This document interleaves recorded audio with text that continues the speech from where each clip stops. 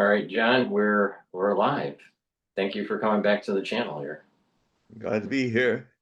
All right, so I just want to make an announcement to the ones that are watching. We're live streaming on YouTube. We're going to be taking questions on X Spaces and in the chat. So we're doing a simulcast on X Spaces. So for the ones that are watching, please make sure you type in your question, or just ask for the mic on X Spaces and we will answer. And if we missed some questions from prior episodes, please re-ask and we will get to them. Also, in the description of this video and all the videos I have done with John, there's a link to his website. So please click that link, go to the website, take a look at the periodicals that he publishes, sign up for them. He also does readings. We'll describe what all that is and how to sign up for it. But please click that link. I'll remind you throughout this broadcast to click the link multiple times and help John out. And we can continue on these episodes talking about current events and a unique perspective. I think that these shows that we do give a little bit of a different perspective of what's going on in the world. So, John, take it away. Well, there's like I was saying, I feel a little bad that we've gotten into some really good long back and forth, uh, Paul and I. But in a way, I'm wondering if some of you were out there wanting to ask a question, and so I kind of thought today, or this evening, or wherever you are in any time zone around the world, that maybe we could do something where if you've had a question that you wanted to ask and didn't get a chance to ask, this show. I'd really like to respond to you, and the show will be yours to shape with your questions. So as soon as I'll talk a little bit and talk about some things that are going on of late right now to kind of get this thing going. But as soon as we get a question, Paul, I think, will put up his finger, the index finger. I know some people would like him to put another finger, but so then we'll begin. So, yes, well, it is the things that I've been talking about, and my readers know about this, but I've also been talking about this a lot on the last few shows over the last couple weeks, every other Sunday, about this important thing that I wrote about in and published in August, where I looked at the astrology that would happen when Mars started transiting Scorpio. It's a tough place for Mars, even though Mars is the lower ruler of Scorpio. It's very stubborn warrior, um, shoot first and ask questions later kind of position. And I saw that this thing would begin on the 23rd of September. Now, Rosh Hashanah, the shofar, the horn that blows in the new year, I think if I'm right there, is was blown on the 22nd. And just the day after that happened, uh, we had Mars move into Scorpio. Now, hopefully, it'll be some good news for this next Jewish year. But as I said, and I think the last show, I said that there's so much evil millennium momentum, that is such evil momentum in what has been going on in this Holocaust and the Palestinian situation, and the fact that there's open talk, war fever in Europe, and not with the people. They're the last people who want this to happen, but they're leaders who are completely deaf to what the people want. And this sign of decline of the West is really getting intense right now, and it looks like, I mean, we could actually be seeing in the next less than 2 weeks when this thing gets even more intense, especially with the chart of Israel, the birth chart of Israel from 1948. Uh, a real reckoning if Netanyahu does and the United States makes their surprise attack on Iran, which is no surprise at all. Um, it's going to be it, it could be that Israel doesn't is not really prepared for this. There's still a lot of devastation from the last on June, Friday the 13th, when they launched a surprise attack on Iran. Iran is united. It is rather than break the country up, the attack has united Iran with a national spirit that rivals what the Soviet Union's people had, where a lot of people hated Stalin, but when they were invaded by Hitler, they gathered around him and around their brethren and sistren, and they fought the most titanic campaign in warfare history, and nearly were destroyed, but turned around and completely destroyed Nazi Germany. And now the karmic echo is a a very, very sick joke of a karmic echo, that the very people that were victims of the last Holocaust are the prime contributors to the current Holocaust, which is also a Holocaust against Semitic peoples, the Palestinians, their cousin brothers and sisters. Arabs are cousin brothers and sisters of the Hebrews and the Jews, the modern name. Uh, and so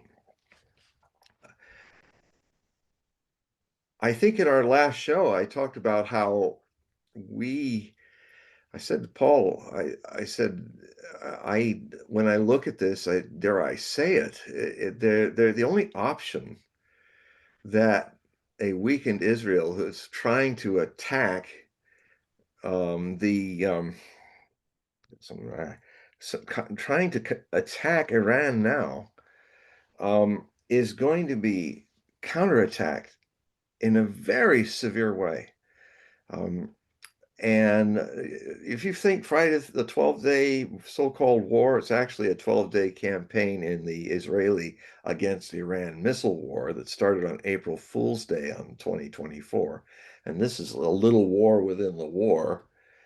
Well, if it happens again, um, the Iranians will devastate Israel to the point of where it cannot sustain itself. That is very likely. And what then do they have left to throw at Iran? What will they possibly throw at Iran at the beginning? Because they can't surprise Iran. They're ready. It's just like if the Japanese postponed their Pearl Harbor attack, or they did it and they didn't quite do it right. Oh, we're going to come back again. Kind of like what Midway was supposed to be in 1942 in May or June, early June. And of course, the Americans were waiting for them. And they destroyed they sank 4 carriers in one day. They broke the back of the Japanese aerial wing of its navy, which was a turning point. Actually, it took another 3 years of fighting to really end it, but that was the turning point. That was the end of the great offensive gamble of Imperial Japan's navy. And so I see a similarity here that, but with a difference. Um, the difference is that war, the option that I can only conceive that they would do is not do what they did before in a surprise attack, because it can't be a surprise attack. And also what I'm seeing with so many gravity bombs being flown in to the Israeli air forces, which means that they're going to have to fly over Iranian airspace this time. This is not something you can do fire off in over Iraq airspace. The kind of bombs that they are putting together are bombs where they're going to have to fly into the airspace that now is filled with S-400 Russian batteries, the best anti-air, anti-missile batteries in the world, 20 years ahead of anything the West has. Also, China is putting in a lot of things to help them because Iran is part of the new I in BRICS, in the BRICS organization, is not India is taking a little break. It's Iran. It is Brazil, uh, Russia, Iran, uh, China, and the South is for South Africa. And so I'm very concerned that Netanyahu, given that he's really running out of options more than before, he's really stretched it to the end. I'm concerned that he will start the thing that would be a surprise would be a nuclear attack on Iran. You know, when you've outraged all levels of civil behavior like the Zionist regime has, uh, you can even excuse that. And I'm really thinking that we may be seeing something we haven't seen since 1945. Somebody using atomic weapons on somebody else in not somebody who's already on the floor kicked beaten up and we just throw a few bombs at them just to kick them in the side, but somebody who can fight back.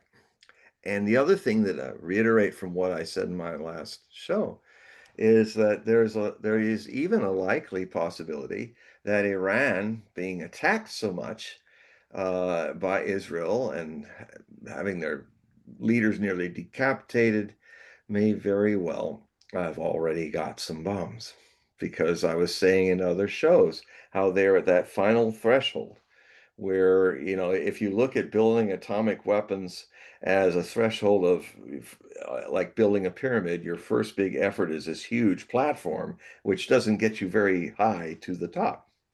But with each step, if it's a step pyramid, each of those platforms gets smaller and smaller and less difficult to do until, as MIT's Ted Postal says, one of my best sources for ballistic and weaponry expert, he says the last step is the easiest step. It's literally like putting a capstone on it, which is just this big. You go beak like that, and then you've got them.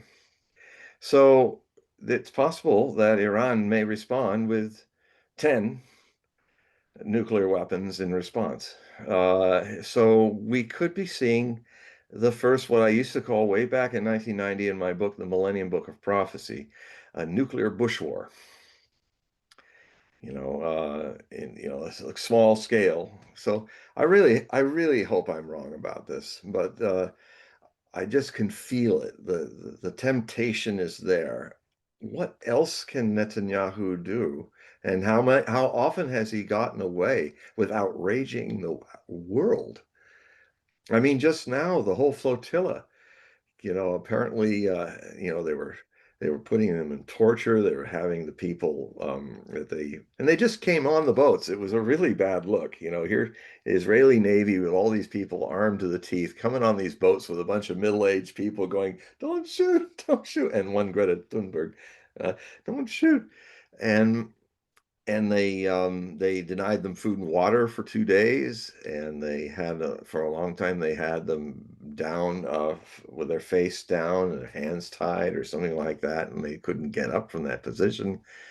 Um, and I've even heard some story. I can't corroborate. I haven't heard it from Thunberg's mouth, but her own mouth, but they basically forced her to wrap herself around herself in an Israeli flag, and they threatened her with violence if she didn't kiss the flag that she was wrapped around with, and then to walk around all the other prisoners with that. So, you know, the world is seeing this, and the world is getting pretty pissed off about this. Israel has destroyed its soft power. It's lost its collective mind. And where do you go from there? But you just keep going because you make yourself think you keep getting away with it until the day comes you don't get away with it. And we're coming, I think, in this transit of Mars in Scorpio, which started as I said, on the 23rd of September, right after the new year began, Jewish New Year. And it's going to reach it's going to pass through a number of Israel's key planets in its birth chart in a way that if they make the run, and I was hoping, everybody's saying, oh, maybe December, maybe early next year, but everything in the last few weeks has been zeroing in now, where all my contacts are all kind of saying, well, it's probably going to be October, it's going to be in a few weeks, it's going to be very soon. And I'm going, oh man, we're heading like lemmings right over Mars and Scorpio's cliff. And so this is the what do I call it? The Iranian, I've talked about how we would see numbers, various several Cuban Missile Crisis moments. I've been saying that for over a year on this show and other shows and in my writings, that we would see a Ukrainian missile crisis, but it wouldn't be the only one. Well, that happened in October a year ago, where Biden, uh, or the people that had his EpiPen, his automatic pen, were running the show, and Biden was just drooling in the White House, I guess. Although there's some reports to say that he was very much involved with sending, so I don't know. But anyway, they the Russians at that point said, if you keep sending these ballistic missiles that you're guiding into targets deep into Russia, uh, understand this, that this means that this is no longer a war with Ukraine, because they cannot fly these. You are the flyers of these missiles. They can just launch them and salute. You're fighting us. You're fighting the Russian Federation, which has 6,000 nuclear weapons. And and by the way, the delivery systems have been all updated. You in America have 4,000, and you might even argue that some of them will never get out of the silo because they're rusting in there. Of course, you don't want a single one of them to be released, but the United States is 20 years behind in hypersonic technology. Its its weapons suck. They've been proven on the battlefield of Ukraine not to function very well. Looks like profit way supersedes quality. The F-35 is notorious as, if you have 4,000 F-35s in your Air Force, you can hope to only have 1,000 that are functional. All the rest are in the shop being fixed, and they're getting fixed and breaking down all the time. This is a common problem with a lot of U.S. weaponry. It's built to be complicated. It's built to do way too many tasks. It is not focused on the task to do really well. That's the way the Russians do theirs, and it's working. Their weapons, the world's watching. Their weapons are working in this Ukrainian war quite well. And if the mistake is made that the Israeli Air Force goes in, then the U.S. Air Force goes into, or naval air forces go into Iranian airspace, they may very well find out. FAFO, as they say. Um, to what extent Russian anti-missile, anti-plane systems are way more advanced than anything we have. We don't have much, like the Patriot's about all we've got, and it sucks. Never was any good.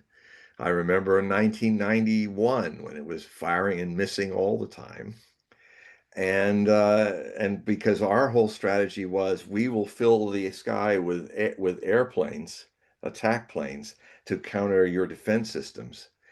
But the defense systems have gotten a lot more sophisticated since that idea was out. And it's the other thing that we could be seeing is not just a little nuclear bush war, but we could be seeing the United States suffer its greatest military defeat in history. And then again, what do they do? Let's consider it. It's like what the Japanese lost in Battle of Midway. They lost the war, but they didn't have nukes to say, well, then we'll nuke them. We're not going to lose. We will take the world down with us rather than lose. And I mean, the guy with the funny little mustache from Vienna from Austria was could only hope to say, "We'll take the world down with you." We really can. So all that's kind of coming to a big Uber. We had the Iranian missile crisis already. That was in the last set of attacks in early June. Now we're going to have a new one, and we may have another Ukrainian missile crisis because now Trump is. Uh, it's almost like he got in office and somebody opened up Biden's little fly, opened up Biden's brain and stuck it in his own. You know, he's now becoming Biden. So it's I think I think if we get through to Halloween, it'll be a treat rather than a nuclear trick. So is So anybody I want go to ahead. deep dive on some of these concepts that you have here. Are you familiar with this ex-Army Ranger Greg Stoker? The name's familiar, yes. Okay, he's from Austin, Texas, and Yeah. he's he's part of an organization that's Veterans Against the Gaza War. So he fought, I think, in Afghanistan. Wow. I think he's two tours of duty, maybe, Hmm. but he definitely fought in the Middle East. All right, I think he's around 31 years old. He kind of got a shaved, he have his head shaved, but he's got a No, he beard. has long. He's scruffy look and longer hair now. Oh, okay. Right. So, but he's Like part of me. the flotilla. He's part of that whole crew with the flotilla that's go moving toward. Oh, I All saw right. him. All right. Yes. So Yes. the part that I want to do a deep dive on is Israeli technology, surveillance technology, and it's it's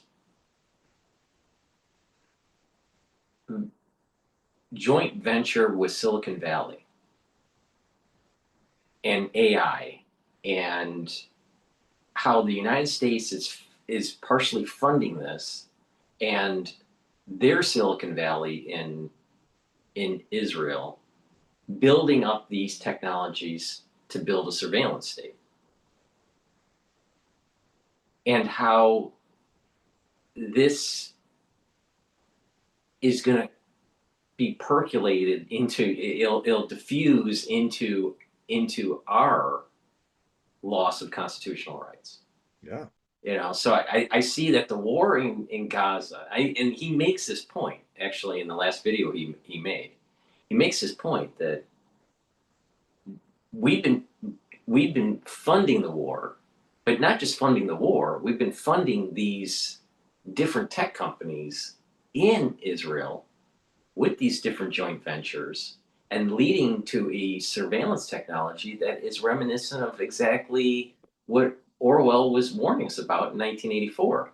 Yeah. So I see one of the negative effects or the aftershock, even when the war in Gaza ends. When it ends, I don't know, but when it does end, the aftershock is not peace, but an increased surveillance state. Yeah. Well, and it's not just from that situation. I spent most of the afternoon. I was going to put into the world the final of my 4 articles from my next Hogue Prophecy Bulletin or report, and I spent most of the afternoon listening to Daniel Lewis, I guess, a deep dive with Colonel Daniel, and he had two authors, researchers, come from very different angles to the subject, but a subject which is something I've been seeing coming. I filed my first concerns about it coming in 1997, where I basically said if this partisanship that's happening in Congress and in the country divides deeper, if the people that went into this power politics of saying divide and conquer, I mean, they were going to set up a karmic reaction which would lead that we might be in some kind of civil war by 2020.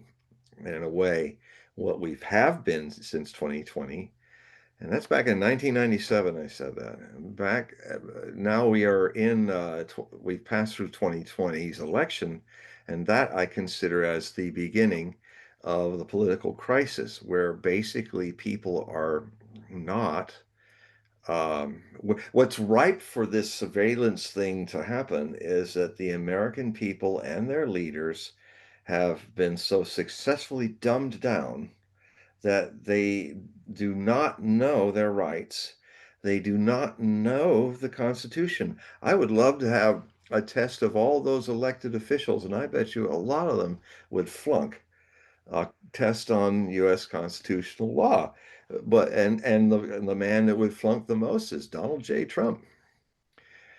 Even Biden might be able to recite stuff, what's left of his memory, better than him. But you know, I'm noticing, to put it in simple terms, I am noticing a thing that I've never seen in my life before. Because my life's long. I'm nearly, in a few weeks, I'll be finishing my 70th year and beginning my 71st. And I grew up when America, you know, in the 60s, when I was a kid in the early 60s. I was born in 1955. So, you know, when I became cognizant of things in the late 50s and in the 60s, I was born into a world where America was kind of in the same place like China is today, expanding, no limits, everything building, infrastructure, freeways were being made, the country was being transformed. Our uh, people go to work and they make good money, and everybody's profiting, and there was upward mobility. I lived through all that. Then sometime starting around the 70s, the earnings got less, and uh, but the work became more. Sort of like something that one of the people I was watching reminded me that was the real cause. I think it's Peter Turshin, I think is his name. He was Soviet-born American teacher and very insightful. I was reading his treatise on something that interests me very much right now because I'm making history in the Nostradamian field. I'm actually translating Nostradamus's greater work that nobody hardly knows about. His presages in prose, his omens in prose rather than poetry, rather than in four-line quatrains, which he had filled all of his almanacs that he created starting in 1550, and then every year he'd do it until one was posthumously sent out after he died in 1566. That was for 1567. And in there is actually a larger body of narratives of Nostradamus describing local history and prophecies. But as he does in his quatrains, sometimes they jump a few years or a few centuries. So I'm literally exploring something that a lot of Nostradamians haven't even done yet, and I'm translating it as well. And the the thing that happened in the Nostradamus was his main trigger for risking his life and actually stepping out of what was considered acceptable. If you're a doctor, you can deal with astrology and humors and work with us. You can be an astrologer. It's okay if you're a medicine man, because you know you calculate the stars to know when people are going to be sick and well, which kind of moods, choleric or melancholic, or all the four humors. That was a big center of Galenist, Hippocratic medicine that he followed. But there's a pattern that, you know, people look at how, okay, there's the aristocracy is to blame, you know, like the French were saying, oh, the aristocracy and the kings and all the princes, you know, were to blame for um, making things worse. And he was so the thing is that the what had happened is that you could buy wheat in at the beginning of the 1500s. You could buy wheat in France that where you could have four bushels uh, a day or something like that. You could, but it got more and more expensive for a couple factors. One was the little ice age was happening, and so crops. France is a very agrarian nation up to that point. It wasn't an industrial nation. It had about its population had grown because of warmer climates, a period of warmer, nicer winters, and all that made the bumper crops of the 1400s. But in the 1500s, the little ice age kicked in again, and it made crops harder to grow. And at a time when France had about 20 million people, 14 to 20 million people, which for the kind of technology for agrarian production was at its limit. And so what happened is that the people, just like today for us, we work harder and make less. Most people in this country work harder and make less, but it makes it expands in a small group of people to a larger extent that profit immensely from the higher prices. So so same thing happened with the royals of France and the warring Protestant Huguenot, which the majority of the princes, the minority of the Catholic princes, actually the king was Catholic. So, but it was the vast majority of France was Catholic. But the Huguenots, as they were called, the French Protestants, this was all the beginning of the seeds that would end up in long-term religious wars and struggles across Europe, especially in the 17th century, in the 1600s, the 30 Years' War, the 100 Years' War of Netherlands against Protestants and Catholics, which would ultimately wipe out half the population of Middle Europe in the 30 Years' War through the devastation and pillaging, which was actually more of that, more social breakdown than actual battles. There may be one battle of and with France, there were nine civil wars, nine wars of religion, they call them, which from Nostradamus lived long enough to see his prophecies fulfilled in the first one. And he died in 1566, but the first of the nine wars started in 1562 through 1563. He was even arrested in Marseille, where both sides thought that he belonged to the other side. They said, "Oh, he's a Protestant. No, he's a Catholic." He was actually a Catholic, but he was also a Jewish Catholic, so there was, the usual suspicion with that. All doctors, most of the doctors were mostly Jews or Christianized Jews, and he was Christianized Jew. His family, he was born into a family of Christianized Jews. So, but he still secretly did a lot of the rites of Judaism as well, because his idea of Catholicism was, well, universal. Then, if it's universal, then God's universal. Then God's in the Hebrew works as he's in other places, even in Islam and other places. So, I don't think he was that open to the Islamics. He was quite an Islamophobe. But then people had reasons because Europe was becoming divided. Christendom was becoming divided, Western Christendom, by Protestant and Catholic tensions, which meant, and at that time, the greatest sultan the Ottoman Empire ever created, Suleiman the Magnificent, was was at a position to expand and actually created this huge empire during that same period. A lot of it at the loss of Europe. So anyway, the what had happened. So in France, all the royals and the aristocrats and the princes and the dukes and all these people were actually making huge palaces And as the people were struggling harder and harder to make ends meet, they, and of course, rather than share the wealth, they gave them less, and that was actually the trigger. Economic imbalance of wealth is one of the key factors. Tushin kind of reminded me of this, that are one of the key factors to causing revolution or civil war.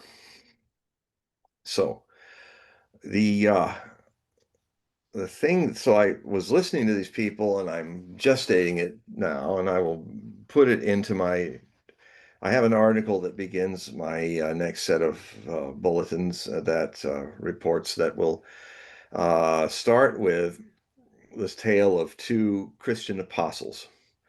One launched through his actions, launched a hot civil war in the United States. One who was martyred not long ago, Charlie Kirk.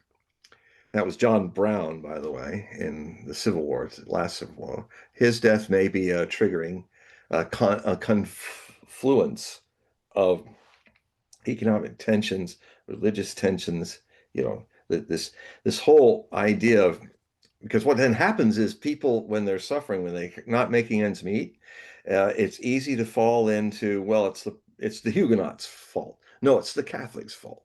It's the red state people. It's the blue meanies.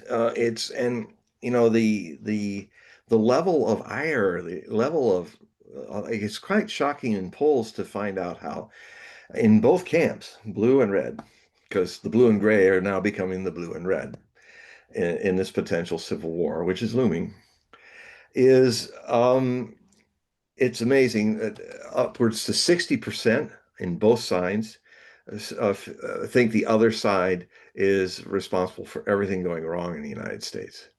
So, that, but uh, the thing that has to happen is that wealth has to be shared. If all the wealth, you have this aristocracy now in the United States that has all the money, and it's that holding on to all that money, impoverishing the base. That is exactly what Marie Antoinette and Louis the 16th and all these people just, oh, let them eat brioche, let them eat cake, this can disconnect to what's happening. And what happens with that, because there was a crop failure, it's called the whirlwind in French journals, that happened almost exactly what happened 364 days before the beginning of the French Revolution. Missed it a full year by a day, where this huge swath of storms came over central France, upended the crops, and by the time harvest came, and then the food was then being serviced into the following year, 1789, bread had gotten so expensive that the people rebelled. And, the people that had profited so much from expensive things to the lower classes, made their Versailles, their great palaces and all that. Well, these were stormed. The Tuileries was stormed. The people had had enough.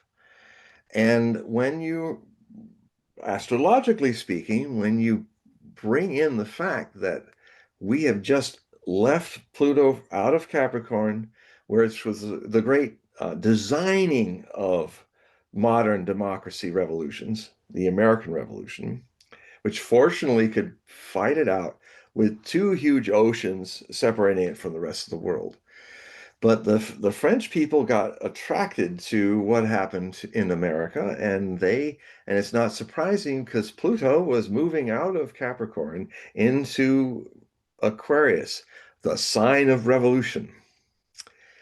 And it's in there now again. Since the end of 2024, it is now in Aquarius and will stay in Aquarius until 2044.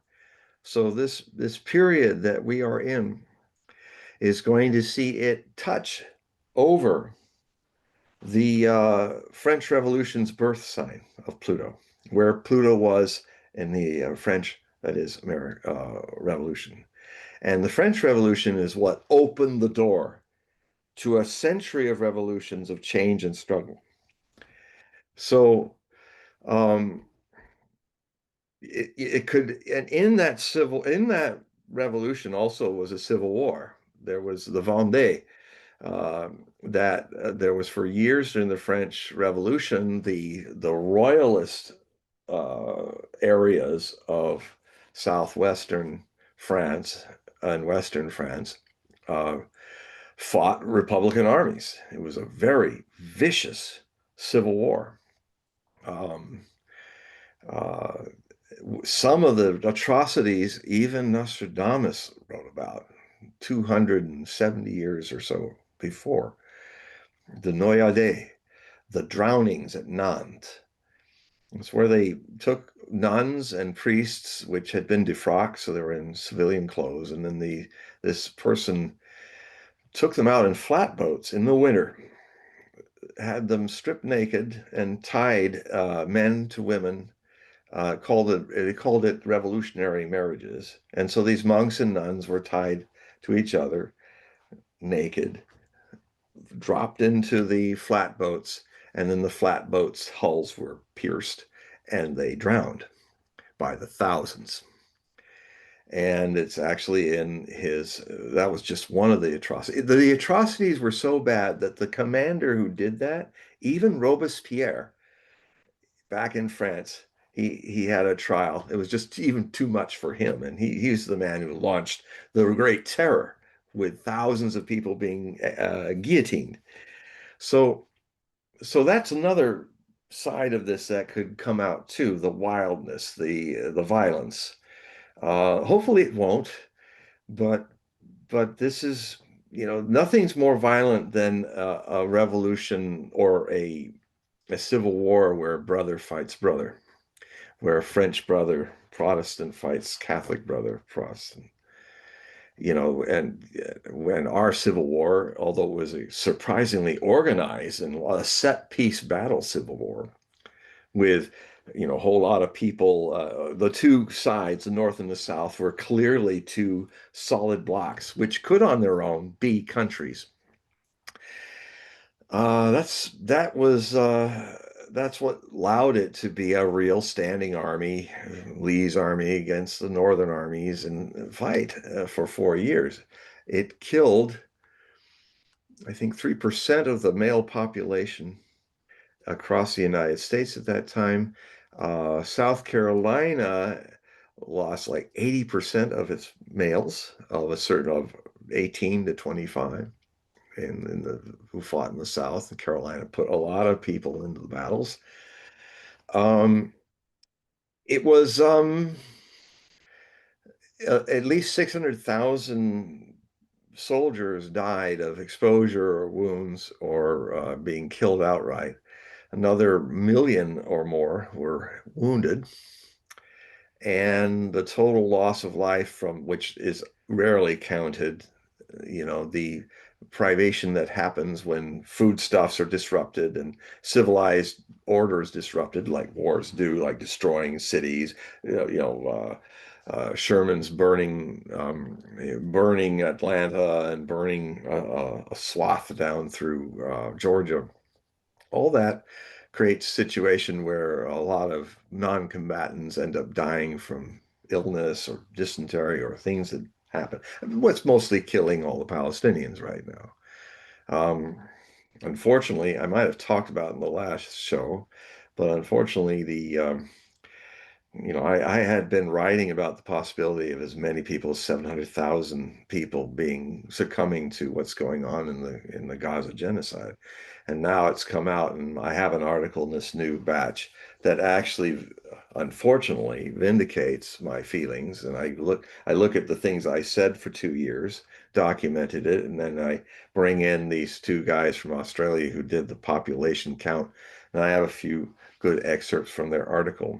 And where they really show that their count was 680,000 people would have died from the, it's one thing to see people getting bombed in buildings, but when there's no buildings left, there's no hospitals left, except maybe a handful, where there's no potable water left, when there's no place to defecate that's clean, when there's no food, when you have a population, a young population of half the people in in Gaza are mothers and children or people under the age of 21, and a whole lot of them, the majority, are under the age of 10.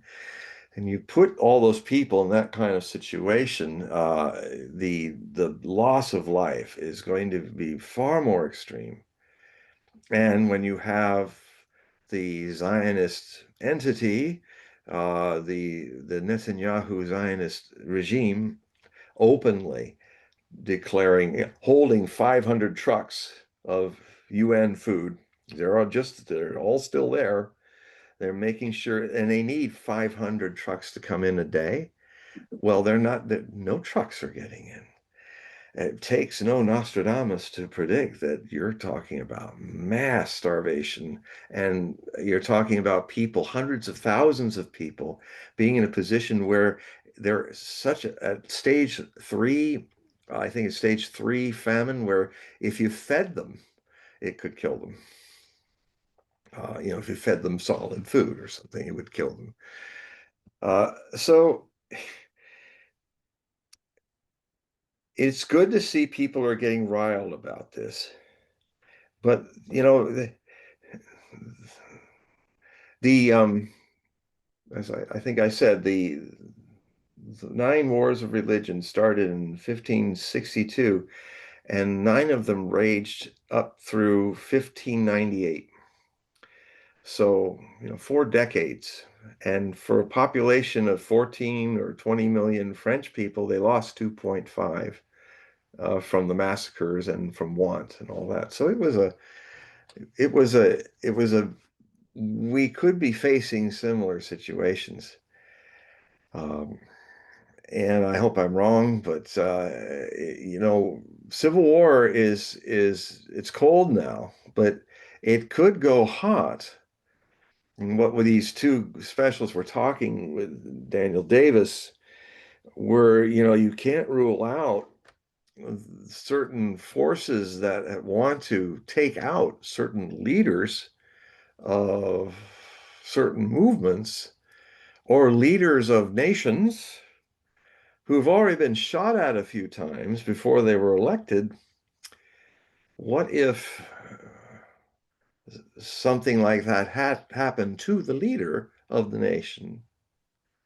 That could trigger a civil war. And the thing that happens about it is it could be very sudden. It'll come on slow, and then when it happens, it explodes forth. Civil war or revolution. And one of the main problems, I come back from where I began in this rant, is that um, the the I've watched all my life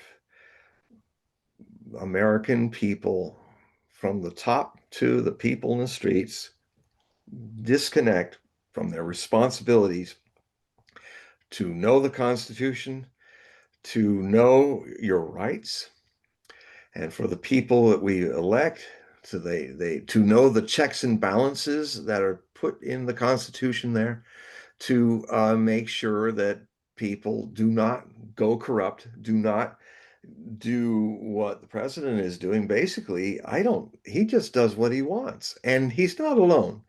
So does the Congress. It's almost like people, when the system cannot survive the mediocrity of the people, if they degenerate into a mediocre people, it doesn't matter how good the Constitution is. It's just like any contract that you make with somebody. It can be the best contract, everything's there, all good and done and stamped. But if you're dealing with a thief or you're dealing with a fool, they won't follow the contract. Well, if we put all these fools in power, and this is not just for our country, it's also for what's going on in Europe. I mean, Keir Starmer is a fool. He's a complete nitwit. He reminds me of somebody from the and you know what he did just today or yesterday? He took the security team away from Farage, the one man who might, if there's an election, might win 300 seats in the parliament.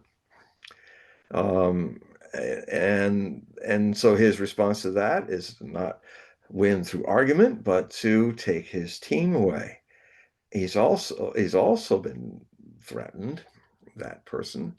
Oops, oh, too bad. Well, there goes Farage. I guess I'm still, what a shame. Well, I'll even be at his funeral and say, what a terrible thing this is. You know, he has, I think, less than 20% popularity, Mr. Starmer. And the other guy is Merz, the Chancellor of Germany. God, I thought Scholz was really stupid, but Merz is uber or unterstupid, unterverrückt. You know, he's even more silly, and he's a former BlackRock CEO for whatever BlackRock has grabbed its grubby little hands on in Germany, and and then you've got another another notorious German, the woman who destroyed the German armed forces. She was awarded by being put to the top of the EU, Ursula von der Leyen, and she is dumber than dirt, as Scott Ritter would say. She's a clown. Uh, I have never seen, and I've studied European history and history all over the place. I've never seen dumber people in a nuclear age. Uh, Well, this is you hit it right on the head here. We are in an environment. There is a legacy of weapons of mass destruction, and the individuals that were part of the development and part of the foreign policy uh, framework to prevent nuclear war have left the stage. yeah, And now there is this legacy of weaponry with a lack of understanding.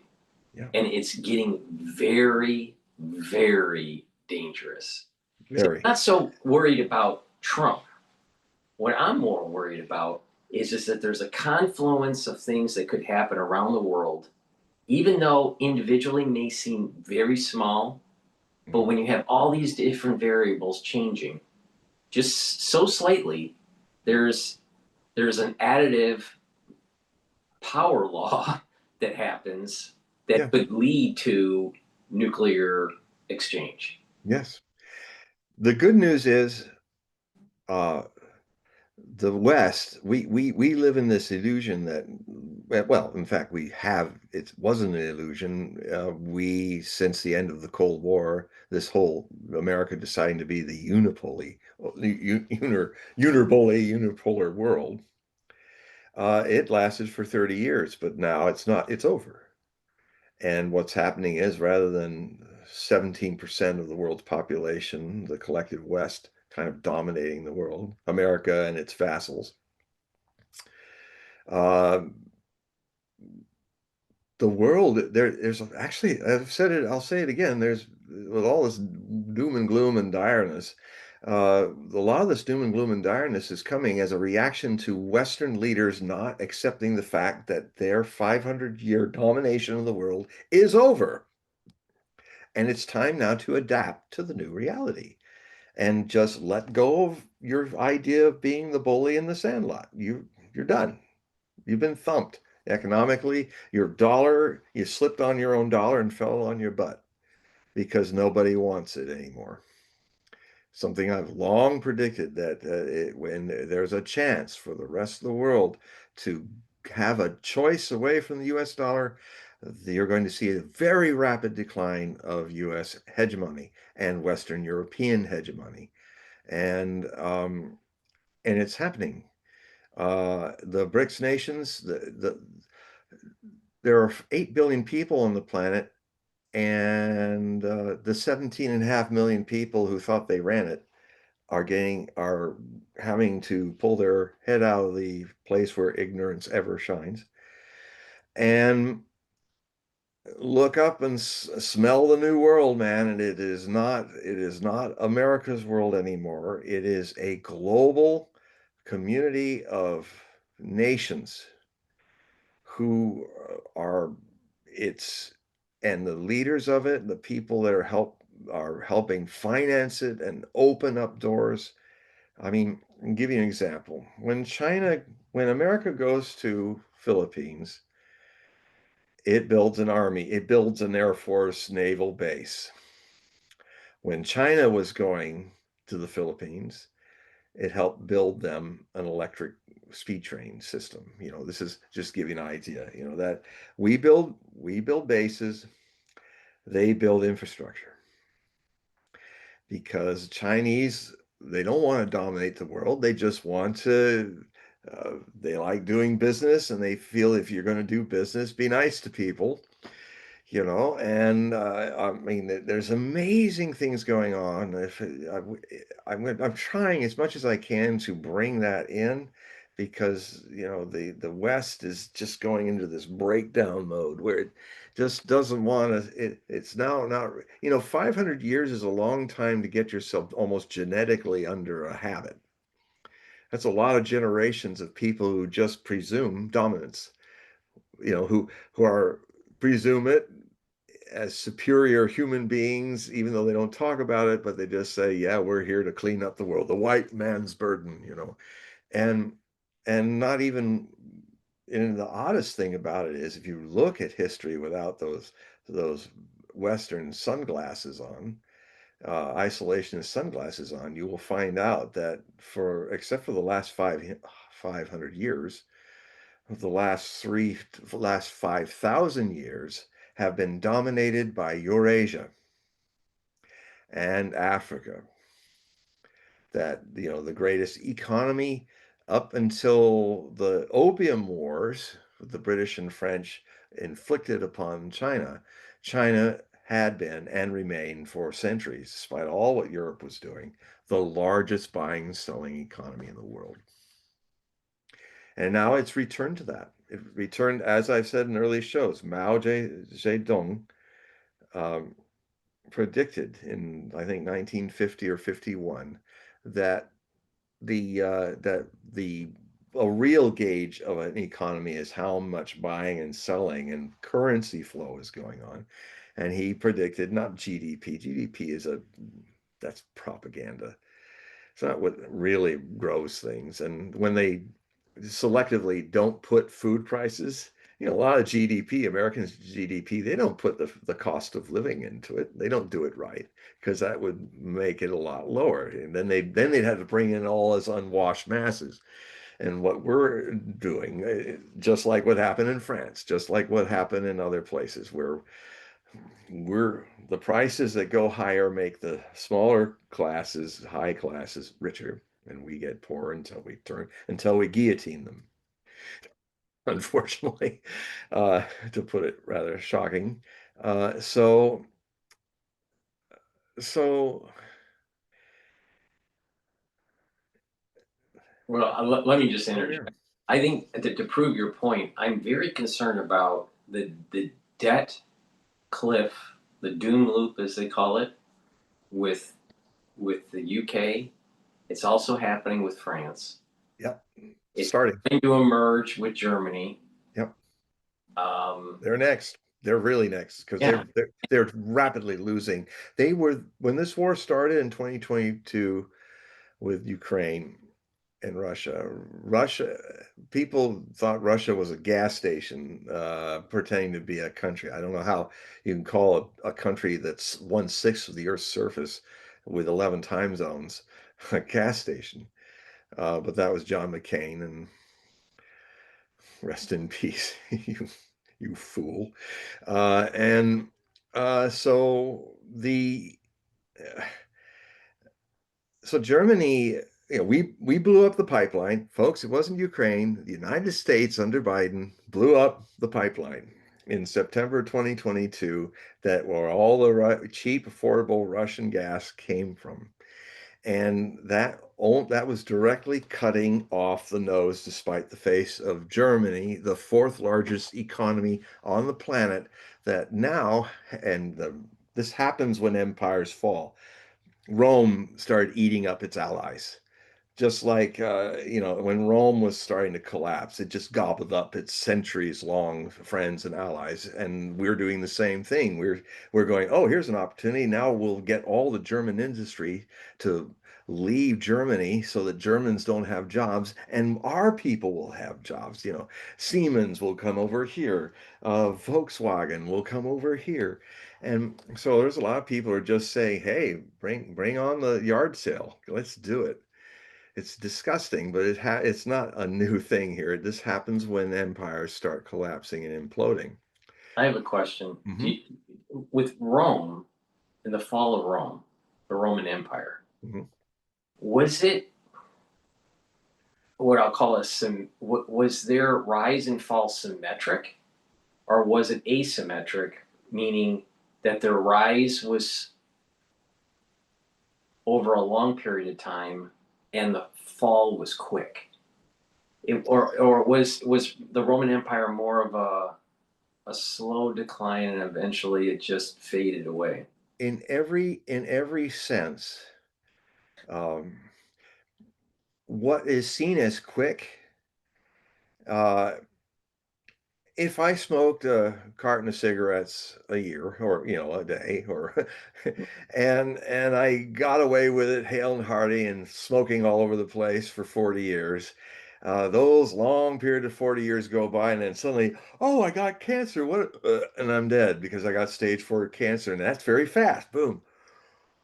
Well, it's long term. In the case of Rome, the big thing was that, well, for a long time, the Roman Senate, the kind of a form of republican democracy, did function. In fact, our government is modeled after the Roman Senate. It's not modeled after the Athens democracy, uh, because they saw what happened to the Athens democracy. It at the most lasted 80 years, and then they had Pericles and they had dictatorships because it couldn't work. It was a nice idea, but so they had a res publica, a set of laws. Now they can be democratic laws. I mean, it's not a misnomer for North Korea to call itself a republic. It is. The laws are not very free. When a lady stopped George Washington as he was walking across the street after they created the Constitution, a very difficult process, he says, well, uh, do we have a nation? And Washington looked at her and said, well, we've done our best to provide you a republic. Something like to the nature. Do we have democracy? He said, well, we've given you a republic. And the res publica means it's a state. It's made of laws. Our government, our country is made of laws, and my God, everybody must know them, um, or you'll lose them. So so it does. So when the Republic of Rome became more and more large with more lands and became a dominant, when they defeated the Carthaginians in the three Punic Wars. They crossed a threshold that led to civil war, the triumvirate civil wars. Julius Caesar saw that basically they needed a dictator. Using Cincinnatus for a few months to stop an emergency, this thing was getting too big. So either Rome should stop growing and incorporating most of the Mediterranean as an empire, or then they could save the Republic. Something that the British did, which has gotten them this far, but now it's really going tilt. But when the British Empire started to collapse, the mortal wound was inflicted upon it in World War One. If it had not gotten into World War One, it may have lasted longer. Oddly enough, the Thucydides trap that could have happened, where one new empire is arising while the big dominant one is beginning to fade, and it always, except for one time, it always ends up with a clash. The Peloponnesian Wars was when Sparta started to become a more powerful city-state than Athens, and it ended up being a big fight, and Athens lost. That's the Peloponnesian Wars, where Thucydides, I think it was this great historian. He is a general who fought in the Peloponnesian Wars, and his writings survived the tests of time. That's where we get the idea of the trap. Now, America was rising at that time. That was a threat to the British Empire, but the big threat was that Germany suddenly, rapidly, after defeating France in the Franco-Prussian War, was building an empire, even building colonies in Africa. It joined in with all the other empires. You couldn't be an empire, a colonial empire, unless you ate off a big piece of Africa and made it your own. And so the Germans did that. They also did all the Marianas Islands, and they did a lot of things that we call territories in our empire. We're part of the German Imperial Empire that was destroyed in World War One. The mortally wounded British Empire, if it had stayed out, Germany probably would have won a kind of continental dominance in Europe, uh, because they were actually winning World War One up until the last year. In fact, in the last year, because Russia collapsed, and they ended up taking most of Ukraine, almost all the way up to Smolensk, and a lot of the Donbass area. And so at least a third or half of what Hitler wanted to take in Barbarossa and the following World War, the German Empire won. But they didn't, their leadership was dumber than dirt, not as dumb dirt as we are, but they're getting there, and they didn't really realize how close they were to winning the war. And so they tried once again with all of these freed millions of Germans to put them in the meat grinder and think a different situation would come out, and it didn't. And so they squandered all those millions, and they died, and the empire collapsed. So so uh, so it is it is important. It's like what I was watching today, and when the Daniel Davis talking to these people that and then I went to the Substack, and he's actually Tushin was, I'm sorry, I'm probably murdering his name. Apologies. Was talking about one of my most interested subjects, one the French wars of religion, and he was showing how this is a great model. And I would also add, it's also a great model for I have already been writing about what this new red versus blue civil war would look like, and I've already been comparing it to, it won't be like the Civil War, the set piece battle Civil War that we did in the past. If it turns hot, it's cold now. But and so was that cold wars of religion for decades until it finally flared up. But what you'll see is a demographic very similar to the French wars of religion and civil wars of religion. It won't be a big block of states like before. It's everybody scattered. What you'll find is, and even a deeper demographic is, that in the Sea of Red, there are two archipelagos. If you look at a map, and I have these maps in my new articles, so I call them the archipelago of the blue states, which even in their own states are generally clustered in urban areas.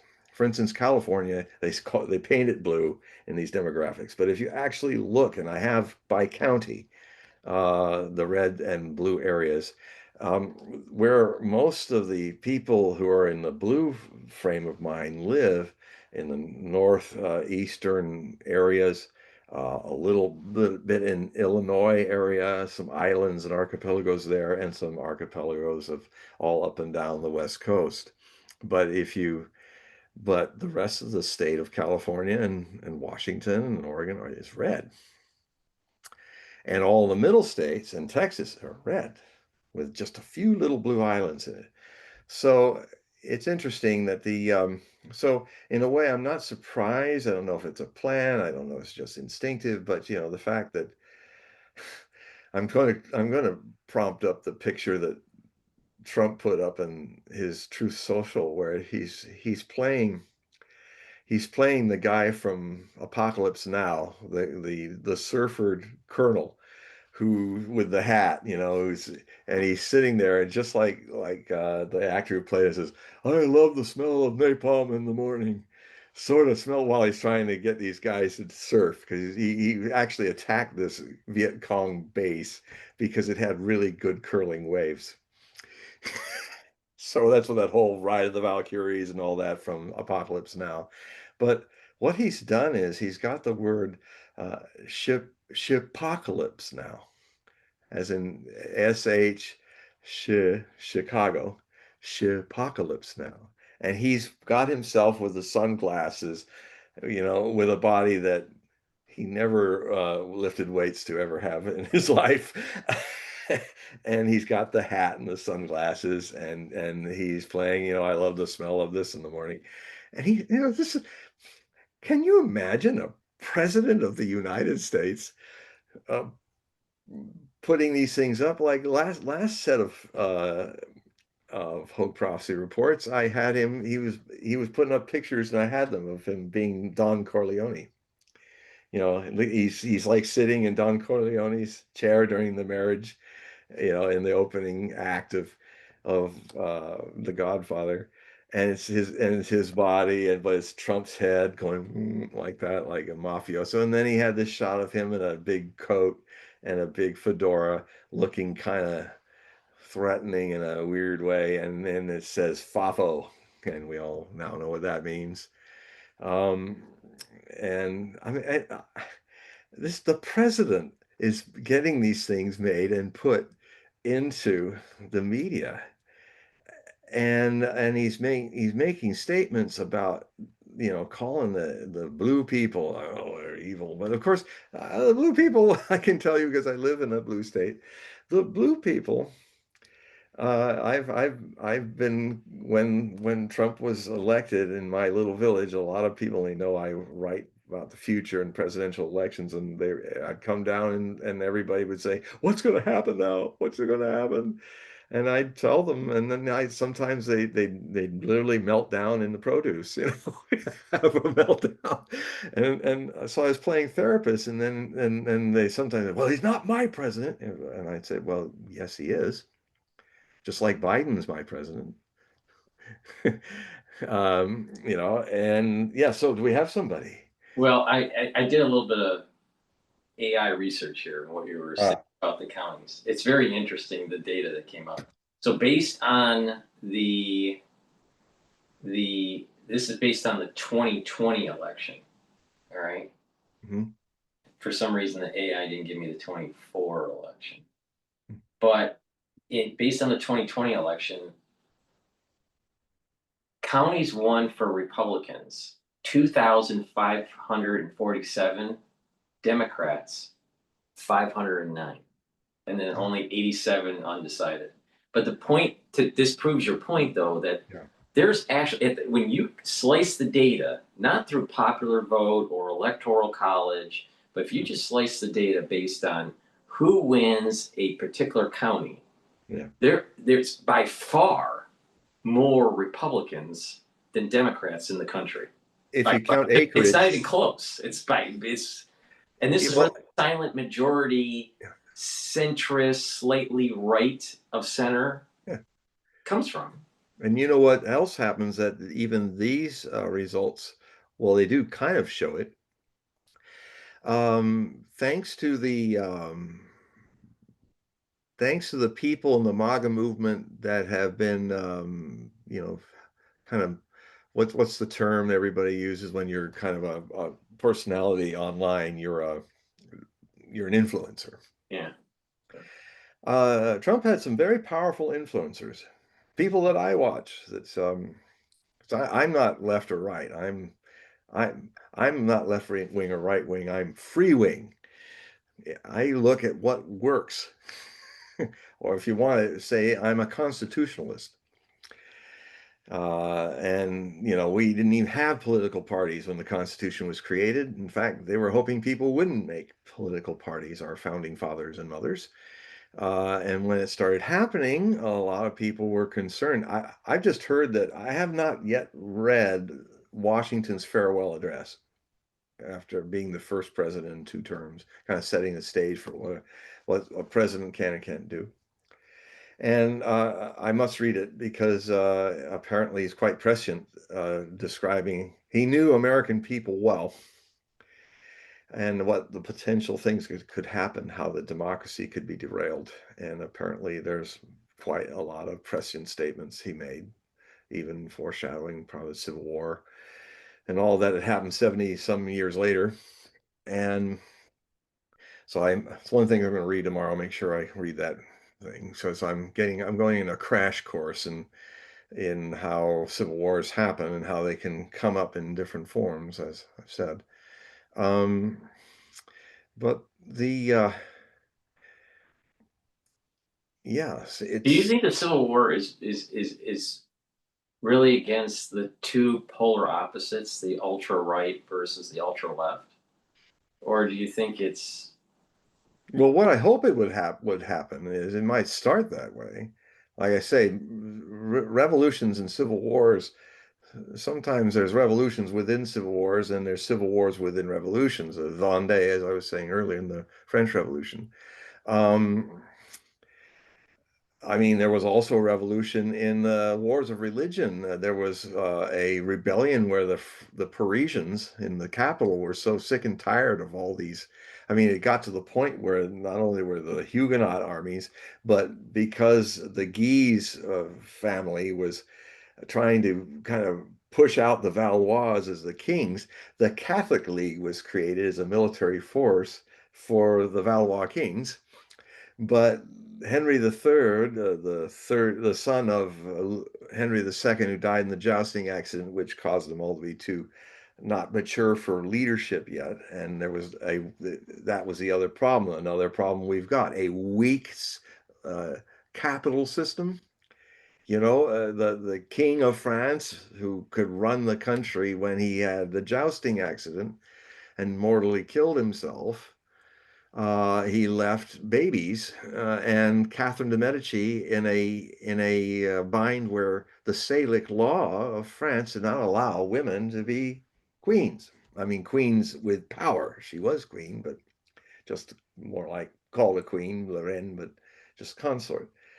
And so, but she was quite a formidable person, and she actually probably came closer to running as the queen mother of the Charles IX, who was still a child, young, and she kind of unofficially ran France, but it was weak. So it means all these powerhouses, like the Landsraad and Dune, they all started to make moves, and it's clear actually.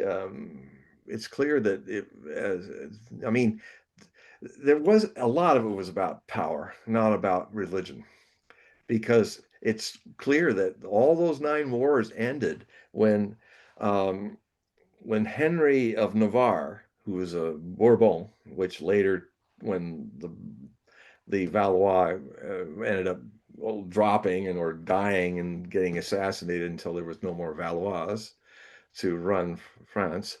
The next major royal family would have been the Bourbon, but he was a Protestant. Now he did become Henry IV in the last 2 or 3 wars of religion. He was still fighting the Catholic League and the Guise, who still wanted to usurp a petty royal family, still wanted, but a lot of spunk, were really trying to take over. But in that process, there was in the Civil War, the Parisian city declared independence from all of them, and they were eventually their leaders were lured into a trap and they were all slaughtered by the Duke of Mayenne, the Guise. But so it went back. But you can even have revolutions in a set piece war. It happened again in 1871 when the French armies of Napoleon III and the Napoleon Empire Second Empire collapsed in the Franco-Prussian War. When Prussia, actually, you could call it the Franco-German War because the German states united, and that's where the German Empire was created. And France was collapsed in defeat. They reformed a new republic, but the people, the working class, the people, the socialists, and all that were not getting paid enough for the work and labors that they did, they declared the Commune, the Paris Commune, and independence from the rest of the country. So it's happened twice in French history, in a set piece war and in a civil war, that revolutions can sprout up. And you may find there's going to be an Arizona revolution or a Texas revolution or a California revolution. Um, but the interesting thing about it too is that I talk about this a little bit in my overview of the demographics of the Cold Civil War is, yes, the majority of people actually, it's not so clear that the majority of people are in the blue slot. I mean, certainly they might be, but not politically active. Those influencers, Tucker Carlson, Charlie Kirk, Candace Owen, and others, they really influenced people to vote for Trump. Charlie Kirk is responsible for getting almost all the Democrat young voters to leave Biden and vote for Trump. Right. That was the key. That was the nail in the coffin of Biden's second term demented dreams. See, to get to this Civil War revolution, I'm also seeing it within these influencers. Like, for example, I had this conversation with Gail today.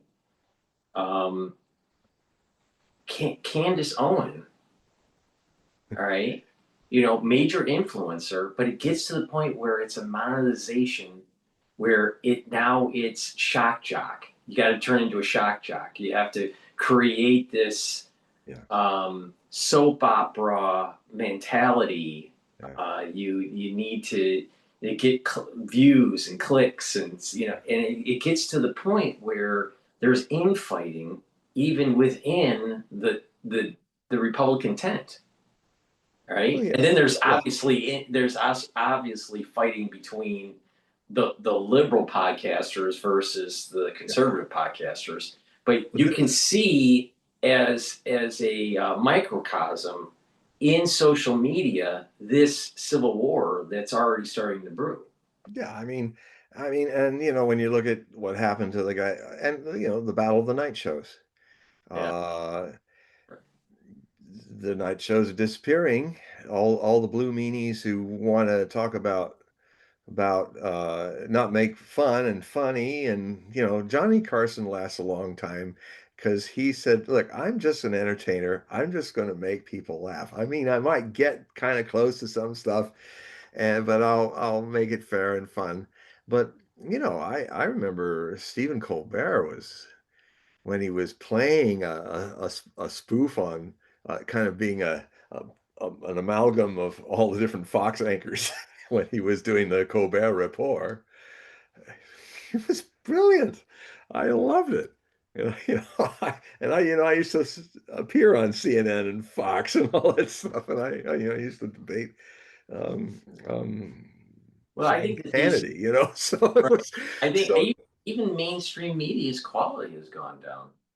It's turned into, what I'm noticing is that there's a lot of lawyers that aren't practicing law that end Yeah, up getting a contract over at a media station or whatever, and then they pontificate and they love to argue, and it turns into an educated version of Jerry Springer, but it's still Jerry Springer. yeah.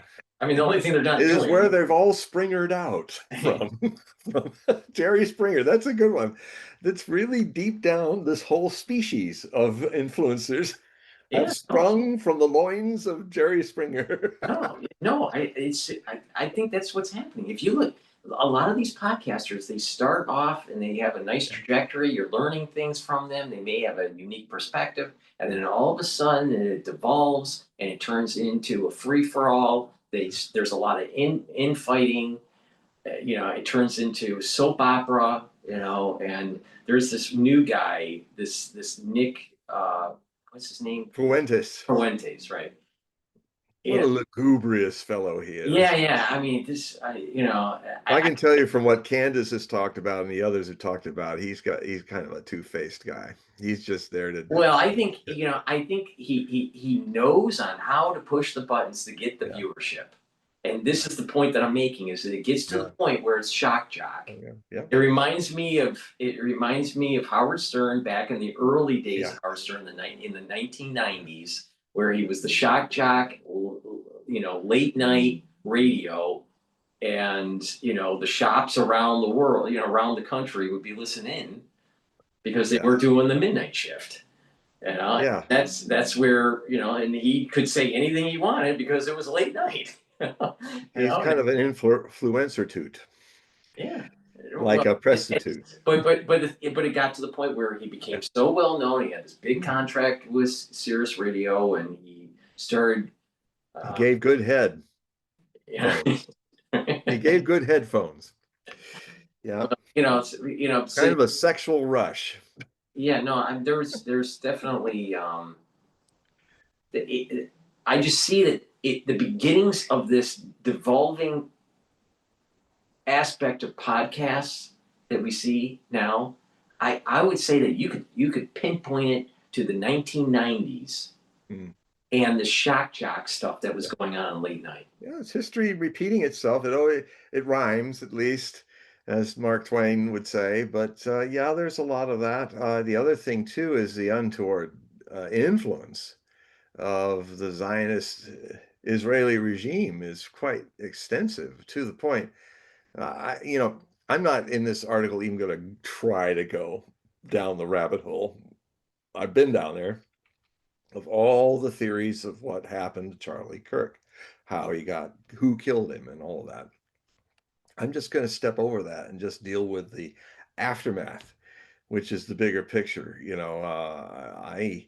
I was highly recommend that if you're going to listen to somebody who's actually from the left, who's a brilliant journalist, Max Blumenthal, from the Gray Zone. He busted the lid on all that. It was the biggest scoop of his career so far of finding out, how all the I call them the manipulators were he was Kirk was starting to wake up to the fact there's a genocide going on and that he couldn't support it. He got his eyes opened, and he was showing the strain of these sessions where he had to be with Ackerman and all these other new influencers, which were all a bunch of basically TV whores, male and female, just trying to be the talk jock or the talk jockette. And had no time. I mean, I've watched some of these people. I can't believe them. I mean, they're just slop shows. It's just um, you know, uh, we are influencers of trashy brains. Well, I don't even like watching that stuff. I just I feel don't. dumber if I watch that stuff. But what I've been pivoting to in terms of podcasts that I listen to, it's it's something benign, like a cooking show. Like there's this really good podcast for the ones that are watching. I recommend it. It's called OTR, and it just talks about the history of food, like the history of rice. And Yeah.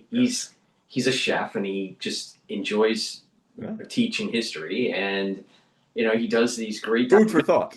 But you can learn a lot about just civilization by food, the cuisine, and how it moved over Oh, centuries. food, the history of food, the thread of food history, of what we eat, and how we meet. I mean, this is what made Anthony Bourdain so amazing. Yeah. He saw the world through the dinner and lunch table and the breakfast table, and you know that food is one of the most intimate sharings all over the world, and it was brilliant what he did, unique. But I will say this about the influencers. I mean, Tucker Carlson and Joe Rogan, and I sometimes think that Candace is good, but I think she's straying into the talk jockette. We've completely forgotten the whole thing with the Madam President's Schwanstucker. It's like, Macron's wife, you know, quote unquote. And that was all going down that rabbit hole for a long, long time. And because, the French president and his wife actually sued her. And and I mean, this is what she does. But gosh, I don't know. It's I don't watch her as much anymore because it's sort of like, and now it's just forget that. Now it's Charlie Kirk, and we're into that. I think what helps, like another great guy that does this is well, he's in Brazil now. He's he's the reporter that helped um uh the guy to go to Russia, after he blew the lid on all the surveillance that was going on. Oh, Snowden. Snowden. Yeah. Snowden. Yeah, I can't think of his name right now, but he had to actually leave the country. He lives in Brazil now, but he's been there. He's actually a very interesting person to watch. Um, I, Greenwald, Greenwald. Greenwald. Greenwald was involved with Snowden. I didn't know that. Yeah, he was. So, he lives, he got a family and all that, and he kind of he lived with he's New York Times. gay. Well, the Greenwald that worked for. Wow, I didn't know that he Yeah, moved. one of the great journalists, one of the rare few left. I mean, Max Blumenthal is one of them. His one that I really love, that her breaking the set that she did on RT America. That's where I got into Abby Martin, who has done she does Empire Files, and it is a remarkable work of journalism what she does. She's done some of the best journalism of what life was like in Gaza before it all went down. And so, she's brilliant. Um, and and in a strange way, Joe Rogan is the Walter Cronkite of our times. Somebody said that, and I said, that fits because Walter Cronkite. Everybody listened to Walter, left, right. It didn't matter. He was kind of in the middle of everything. And then when he did that famous report after being in Vietnam, he says, "Well, I don't think that we'll be able to win the Vietnam War." And President Johnson, he used to have three TVs going on at once, so he had all three networks when we only had three networks, and he would watch all three of them, and then kind of go back and forth, and then he's watching there, and he's clicking on his big, thick-looking remote, probably about this size, big or something. Gotta hold it like this, and in those days, and he says, well, if I've lost Walter Cronkite, then I gotta get out of this war. And that's really where he resigned and said he wasn't going to run for a second term and all that. It was when he heard Walter Cronkite saying that this war cannot be won. And Joe Rogan, when Joe Rogan had Trump on his show, that was also a huge push.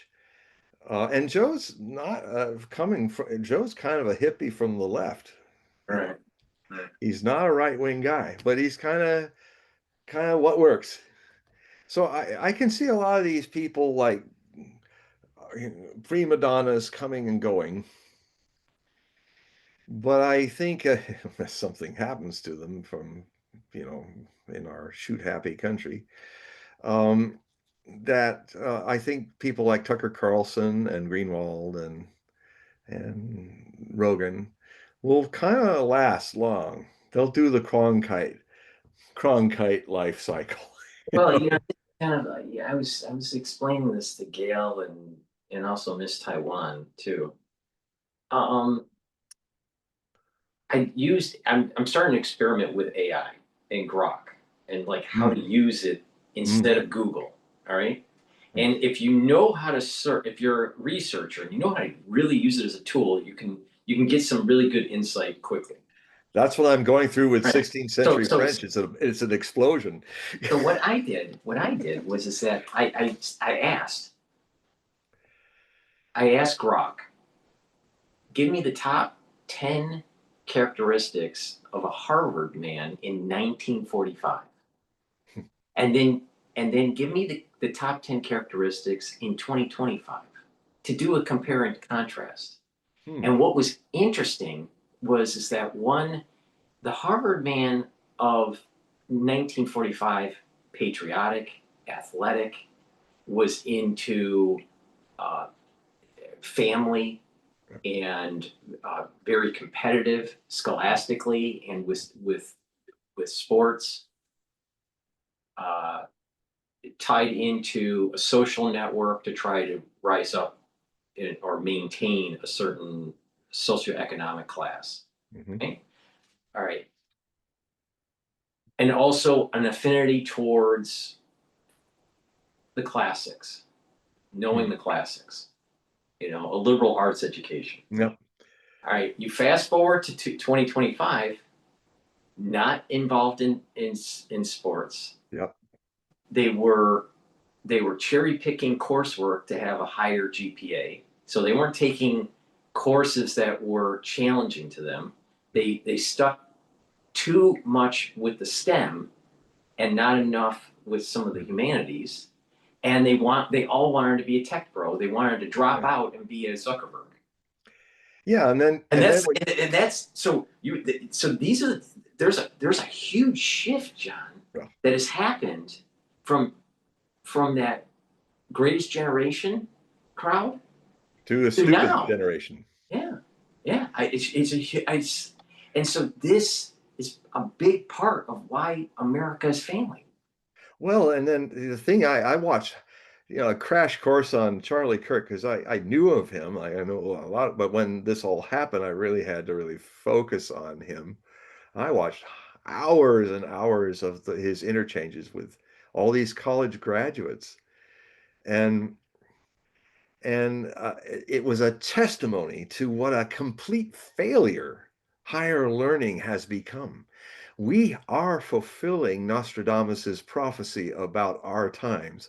Oh, what a great loss of learning and letters will there be at that time. We it's something I wrote about 20 years ago. I said I can see a future where we will have a a a human being, American citizens that are technologically advanced but socially primitive, and rather troglodyte stupid, but they can make your computer run, and they can embrace AI like Dr. Frankenstein embraced his monster, you know. So I've always said it's my kind of main statement about Antichrist is the Antichrist. I know the name of the Antichrist. The Antichrist's name is stupid with a capital S. It's being stupid. I mean, Osho, my master, used to say that there's fundamentally only one evil in the world: unconscious behavior, being unconscious of yourself. And there's only one virtue: being aware of yourself, being conscious, because that's where God can come in. Doesn't matter. God is consciousness. The devil is dumb. The devil What is being an automaton with a degree. And boy, did Charlie Kirk, was, man, one of the things I wish this never happened, because I wish he never got shot, but I I wanted to write something about how I would debate with him. it wasn't the right time for that, so I probably put that for future. So I put that article out of the set, but he said, prove me wrong. It was a nice challenge. It was always written on the podium and stuff where he would do his things. And it was great where he's got this guy who comes up and he's going to talk, and he's nervous and stuff, but he's a graduate student and he's coming up in there and says, well, I think you're this and that, and I said, well, let's have a discussion, let's have a dialogue, let's have a debate. Come, and Charlie was really great with that. He'd say, "Have a debate." So the guy went, come up to Mike. He comes up, and then he just says, it's not a debate, it's just a dump. He just dump it. And he's going, oh, you're this and that, you're this and you're that, I hate you, and this is the guy with the degree that his mother and father squandered a fortune for. Right. And he says, and you're a racist, and that's when Charlie just said, how am I a racist? Tell me, tell me when I've said anything that could be called an act of racism, a statement of racism. He just went, because he obviously never listened to the man, or he did it when through one ear through the big gap that's called the empty skull out the other. Um, Now, I had answers because I studied him.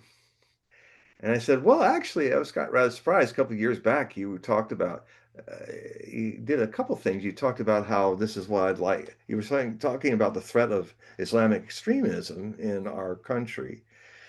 And you were getting kind of burning with it, You were kind of, well, I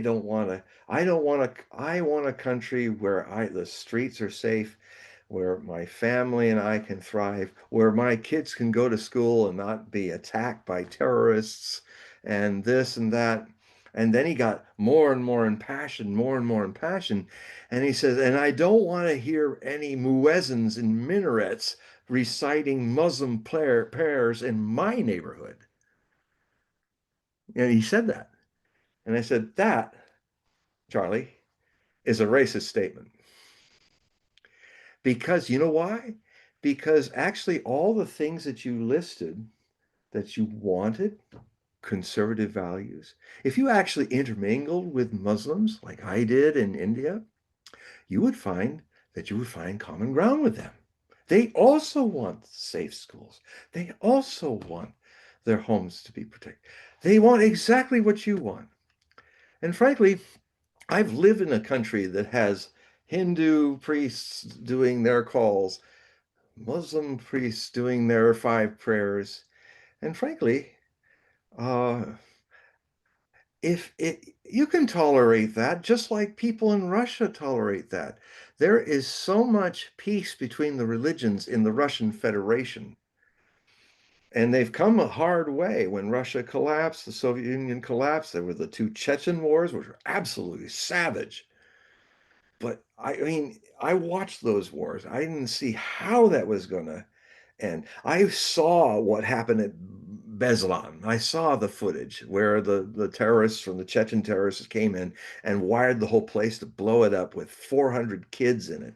The first day of school, elementary school kids.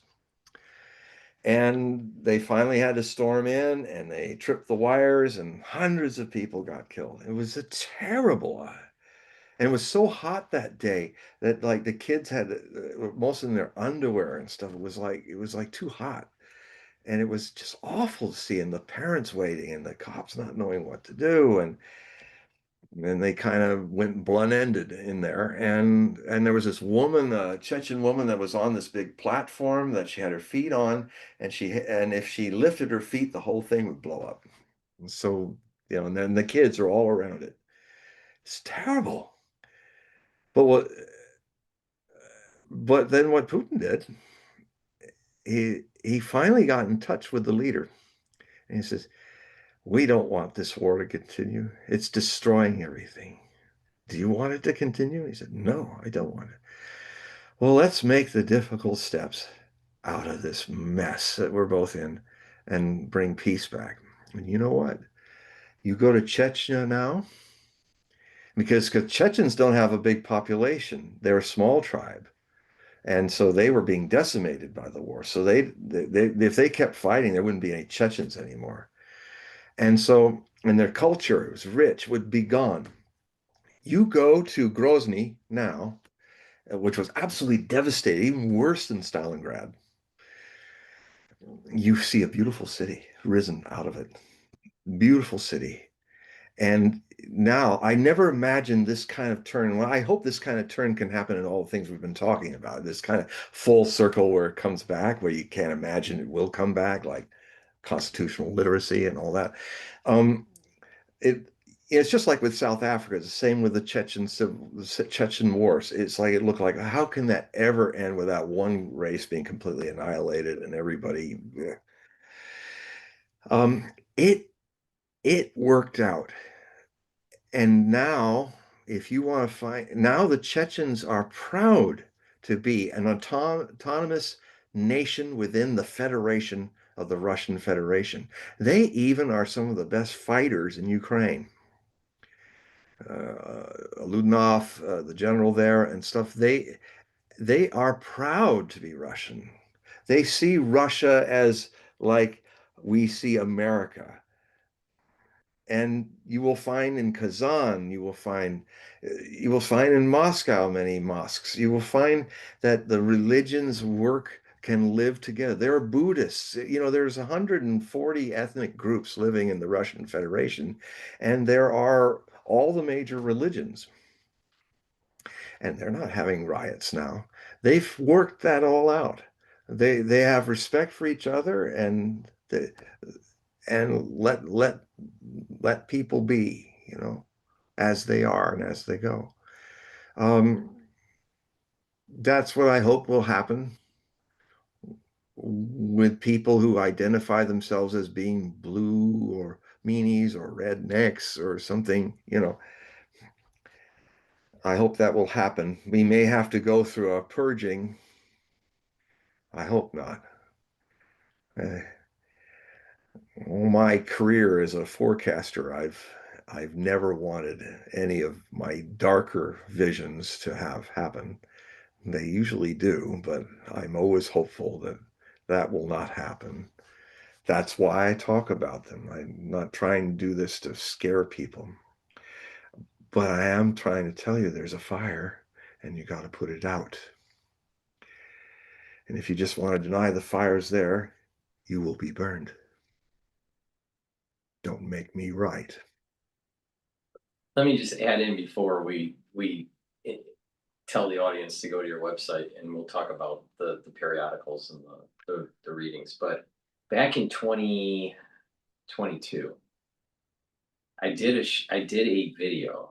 It would, and the ones that are listening that have been watching my channel will know which video it is. But I did a video in comparing what was going on in Hollywood during the COVID crisis, and how they were shutting down Hollywood, and that they put on hold the release of Top Gun Maverick, Mm, which ended up being a major grossing. huge hit.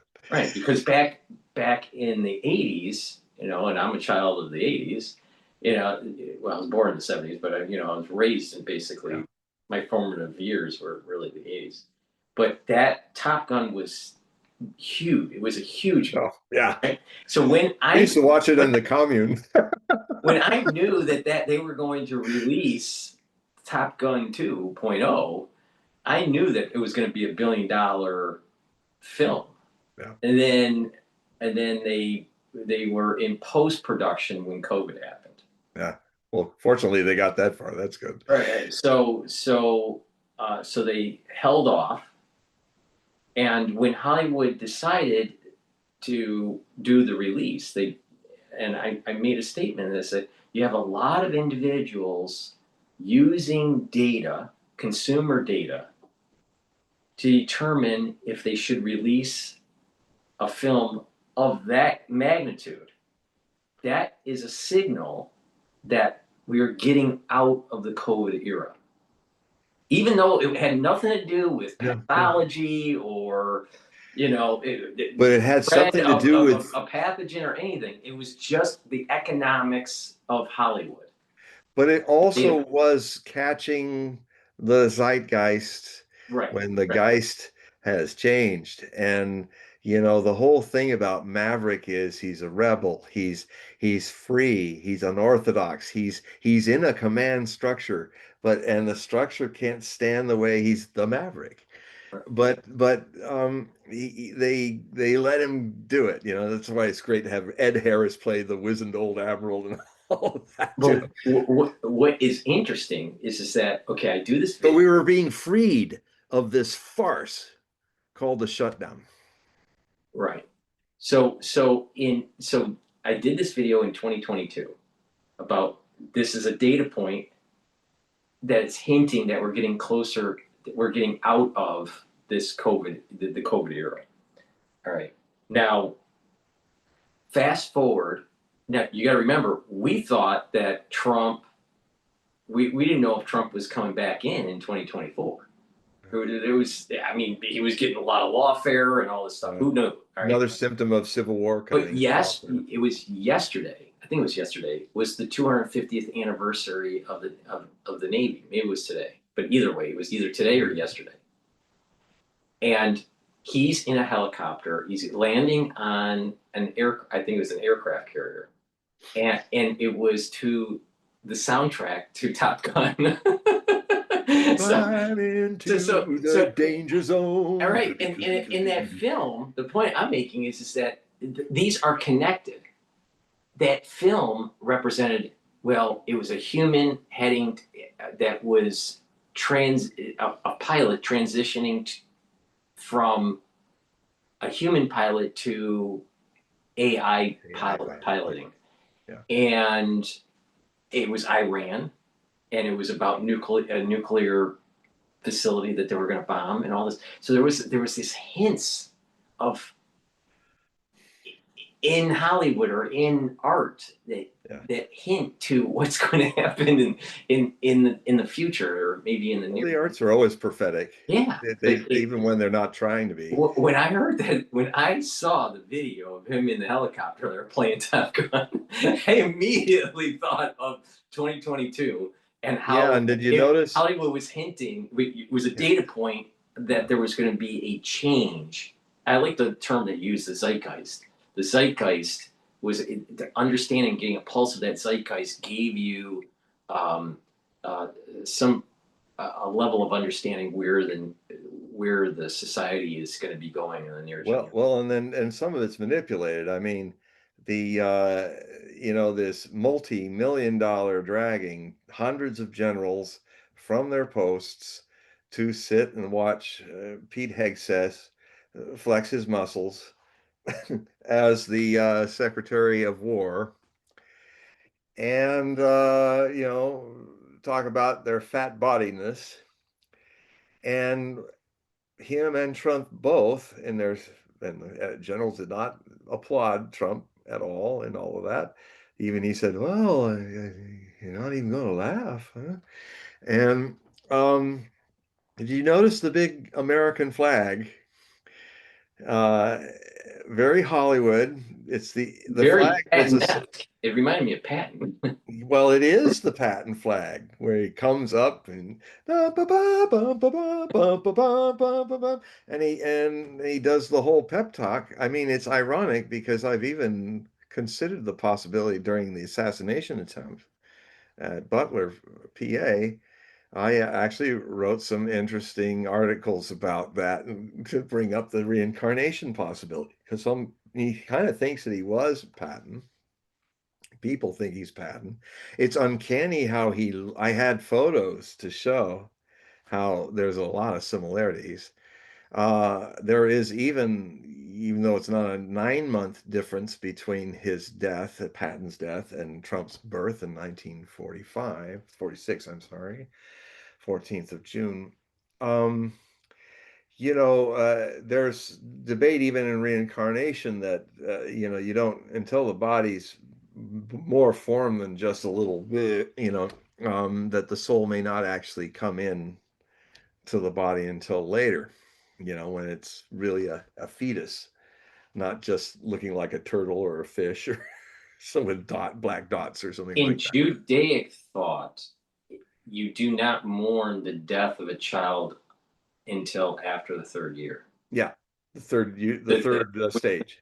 yeah, so the third year, so you mourn an individual that has a soul. So the thought is that in utero, it doesn't have a soul yet, Yeah, and yeah. So it there's doesn't even have a soul until the third year after birth. Yeah, so it's an interesting part of the reincarnation or how religions look at life, and it's interesting that he does fit in the window of that.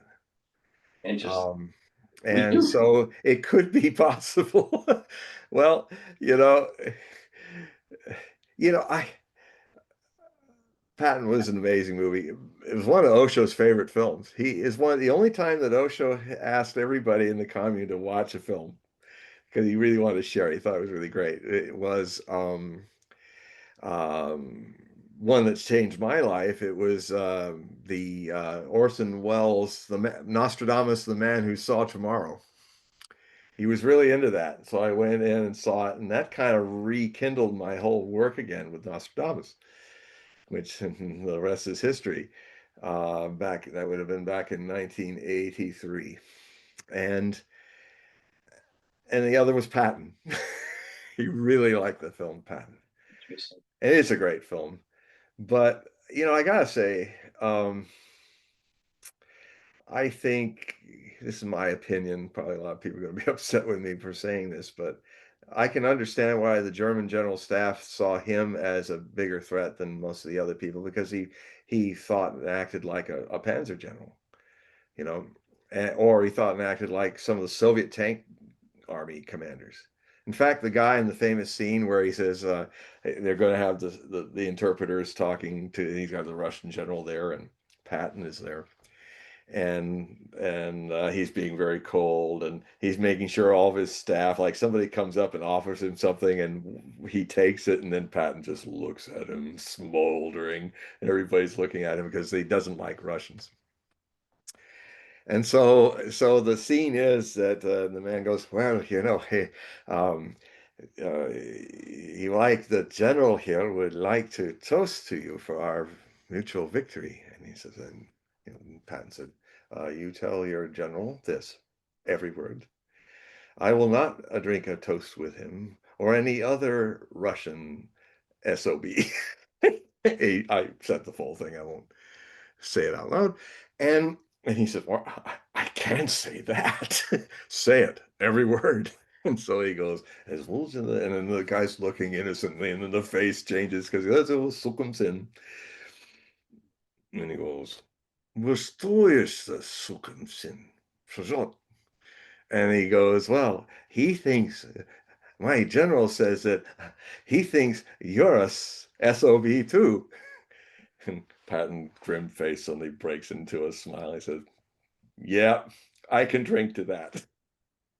Two, and he says, tell them two SOBs together, we can drink. And he goes, oh, so comes in. They go, oh, so comes in. And then they go and they do the arm around and drink each other's glass.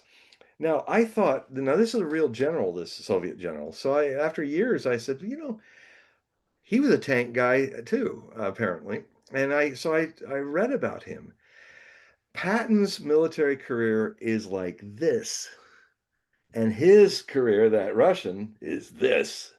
When it comes to combat and fighting, the best the Germans had at Kursk, at Stalingrad, and Operation Little Mars, and Uranus, and Bagration, all these vast, biggest battles in the history of humanity going on in the Eastern Front. That general had done so much more than Patton did. And so, I think compared to that man, Patton's overrated. We do have a question Oh, before good. we wrap up here. Bad boy. Bad boy. So, Don't say that about Patton.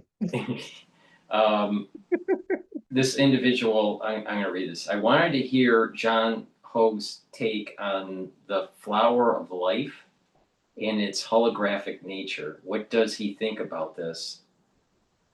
What are his thoughts surrounding the sacred geometry and our reality? Well, it's interesting from a personal point of view. It is interesting how metaphors about a mystery which really can only be hinted at and not really described because it's being described by the illusion, by that which is changeable, in this beautiful creation of the source that's oceanic, that makes infinite waves upon its surface. Some of the waves think that they're waves, and they're searching for an ocean that they can never find because they are the ocean.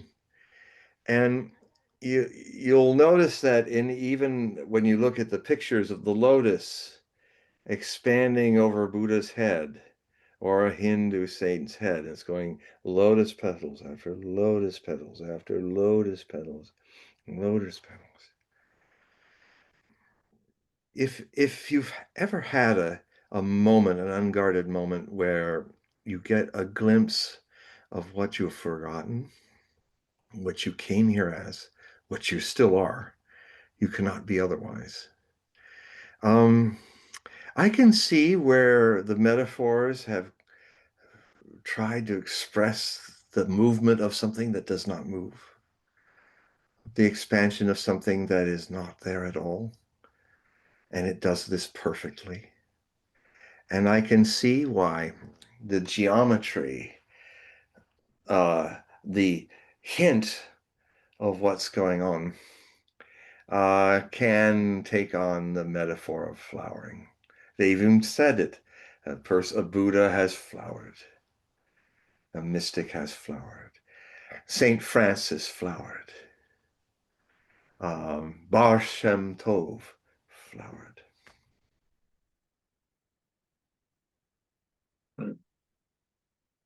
Okay, See, well, that's why I love it. If you all ask, it's you don't know what I'm going to say. I didn't even know what I'm going to say. So if more people ask questions, ask anything, and then I'll be as surprised as you what comes out. I was surprised because I didn't I know was anything surprised about too. the flower of life. Right. Yeah. All right. So we're to the to The our cutoff witching hour. witching hour. Your witching hour. I'm Almost. It's still 9 o'clock here. right there. East Coast witching hour. Yes, So I want to Paul's remind going to turn into a pumpkin if we don't stop this show right away.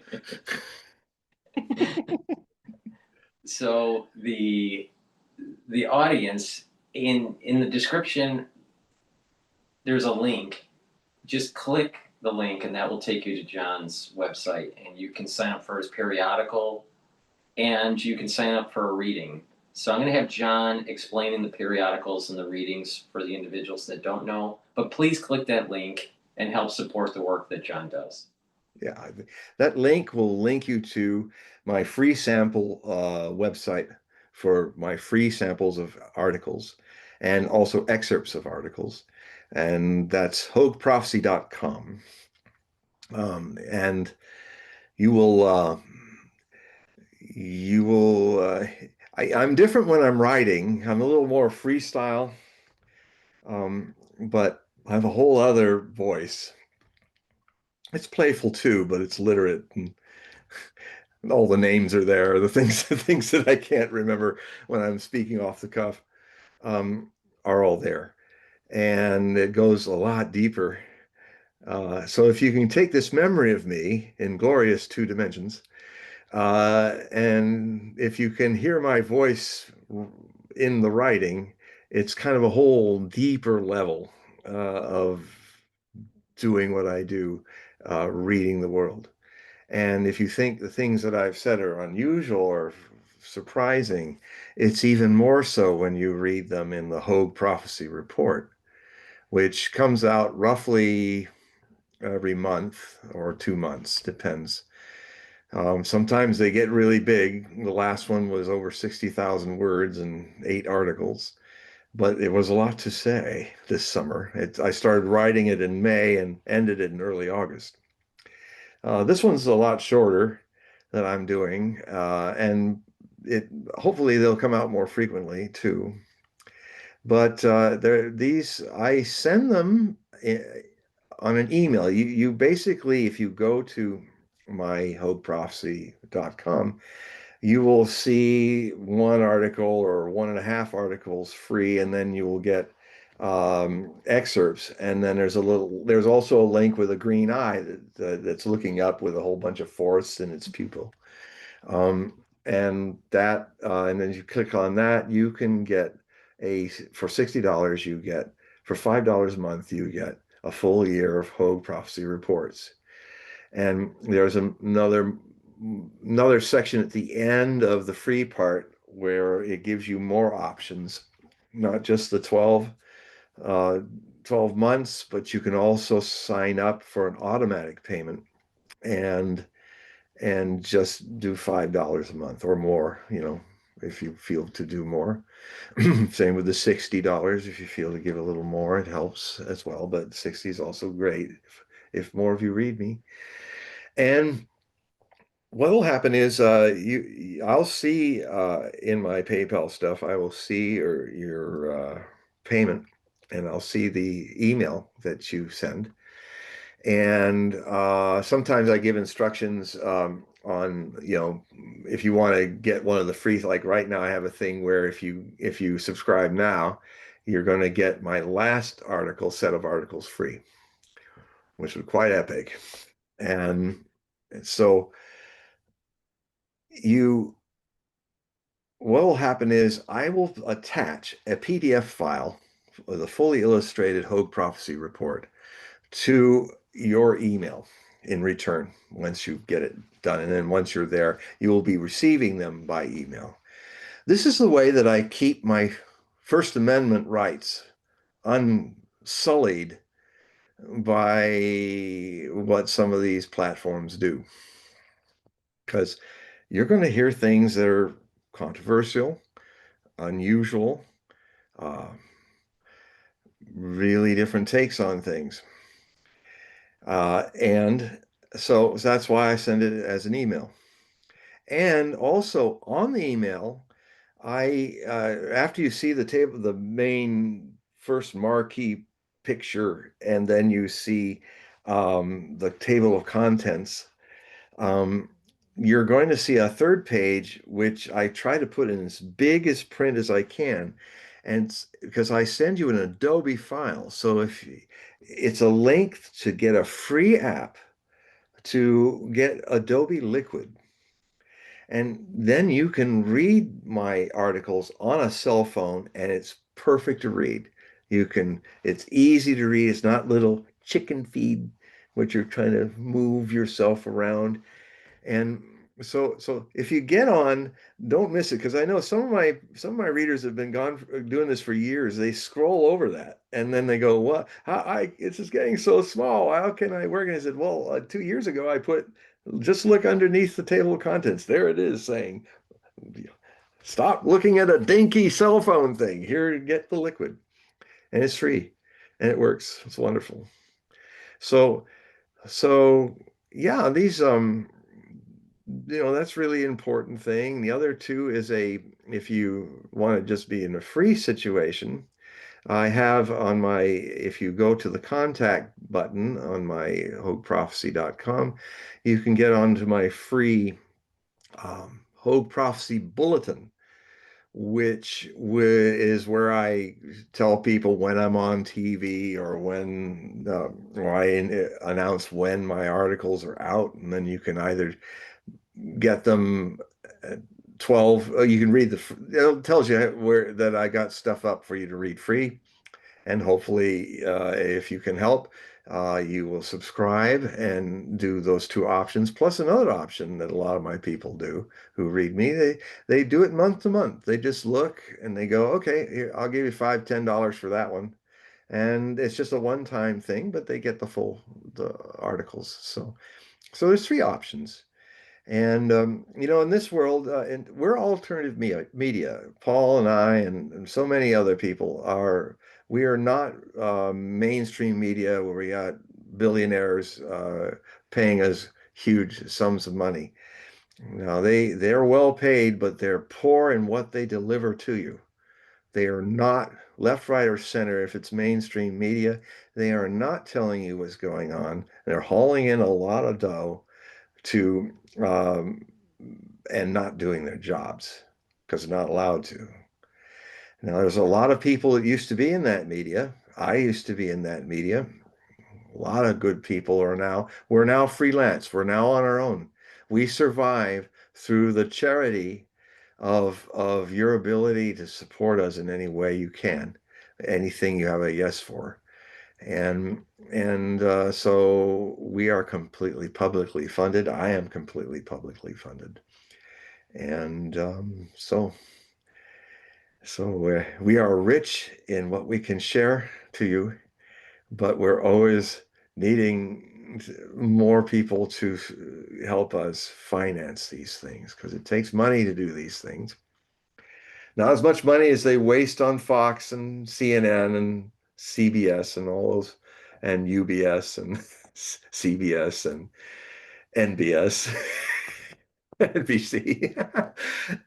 In what was it? In a network, Patty Chayefsky's great movie on network about the networks and satires. And I love that they decided because there's NBC, CBS, ABC. They became United Broadcasting Company, so they were UBS. Welcome to UBS, but actually it's we who BS you. You know? So, so yes, that's how you can help me out, and I also put a lot of funny stuff in it. You gotta laugh at these dark times, and it's very important. Seriousness is a dis-ease. You also do readings. Yes, I do. Yes, thanks for reminding me. I do. I do readings, and the it's the say you see me dressed like this in this office somewhere on Whidbey Island, and in the glorious northwestern Washington state, and and these can these I set them up so that they can go as long as they need. Sometimes they go an hour, sometimes they go 2.5 hours. So, I mean, we really go deep, and you'll be amazed because what happens in these readings, time disappears. Both the reader and the readee are often shocked at how quickly the time went by, as it was just in this now space. And I read. We start with your astrology, and if you want, you can also not want it, and we can just do the cards and just a basic trans medium reading. Um, and it's it's been fascinating and wonderful to now that I came back after a hiatus of 26 years. I didn't read when 1992 some this big opening happened where was feeling the whole world, and one of the things that got crowded out of that was doing private readings. I don't know why, but it was important. I didn't understand why until 26 years later when private readings came back. Um, this work is a trance medium, an empathic medium, that is. Um, the work you do is nothing. You don't, it's quite a work. You are available. And then, I mean, you do the work and the study of what's going on in the world, but the actual moment of oracular experience, whether it's a one-on-one reading or reading the world, has become the same thing. And what I discovered coming back into reading is that the there was no more reader. There was just the reading coming through me, as like it does with the world. So people love these readings. I love doing them with you. It's just wonderful and very opening and helpful. Um, Very few people are disappointed.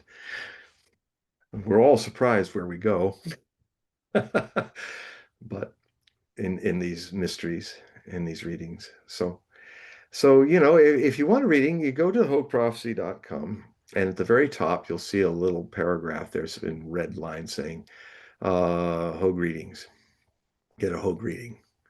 And then it will give you an email, and then you click on that email. And what you then put is, if you don't want to, you don't have to introduce yourself at this point, because I'm going to come right back and we'll be interacting later, immediately as soon as I see your email. And all you need to do is put in the subject line Hogue reading, and I'll see that, because I tend to keep my computer wide open, protected, but wide open, because I don't want any of the algorithms in my computer censoring people that I had no idea tried to reach me. So unfortunately, I have to go through a lot of junk mail doing that, hundreds of things. But that's why if you keep it simple and just keep it that Hogue reading, I'll see that in the sea of junk mail that's coming through. And I will get back to you, and I will give you an overview of what the reading entails, how to pay for it, how to get a free astrology chart from astro.com. It's really a fine chart, best out there design wise. And we'll set up the time. And I mostly do it at 5 p.m. Pacific Standard. So for the North American crowd, um, I find that 5 p.m. also works in Australia, so in the morning of the following day. And also, I I do 11 a.m. or 11 or 12 for British Greenwich Mean Time and Central European Time.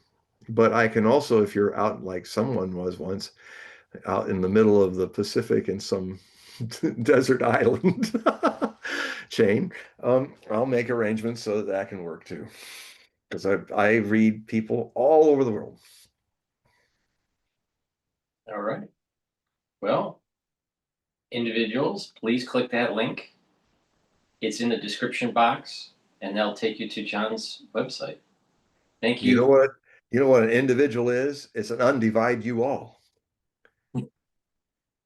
And revolution hasn't really happened yet. It happens in spiritual matters, complete revolution. Otherwise, it often in political matters, revolution is react illusion.